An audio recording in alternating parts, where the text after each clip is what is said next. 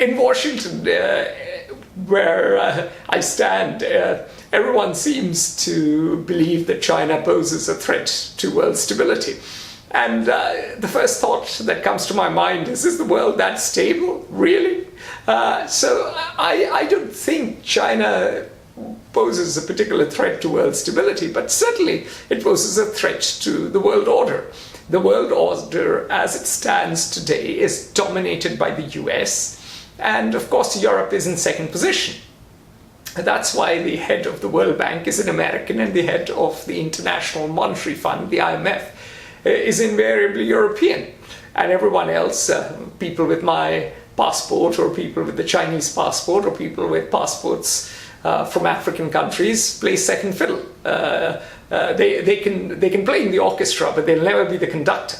So obviously China as a rising power will try to upset the apple cart because it wants its place in the sun.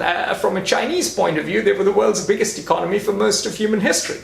Then these outsiders, these barbarians showed up, sold opium, sent their ships with fearsome cannons, took away Hong Kong, then had a Me Too or open door policy and semi-colonized the Middle Kingdom. And China remembers the last two centuries with great shame. It certainly wants a bigger role on the world stage. It feels threatened. It feels that its energy that comes from the Straits of Malacca could be shut off by the US Navy anytime.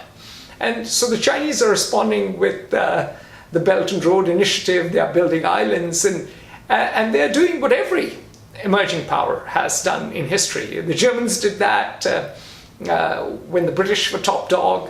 And there's a Harvard professor, I think it's Graham Allison, I may have got his name wrong. He came out with this book, The Thucydides Trap. And that means an emerging power and the existing top dog tend to go to war. I would hope not. We have nuclear weapons now.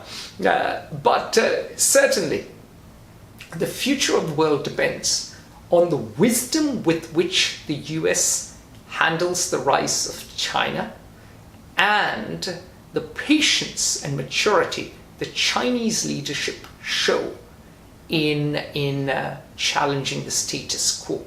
It is certainly a tricky time. A trade war is on. The rhetoric is heating up. Of course, there's a clash of values, there's a clash of culture, and it's not just Donald Trump. Thomas Friedman has become a cheerleader for beating China with a big stick, and he's a Democrat who writes for the New York Times. So we are in perilous times, and I think we have to tone it down, take a deep breath, especially the Americans and the Chinese, have a chat, maybe have a drink or two, and get down to the painful, thorny, protracted negotiations, often on a case-by-case basis, of their grievances with each other and sort it out. Because the risks today are far too high.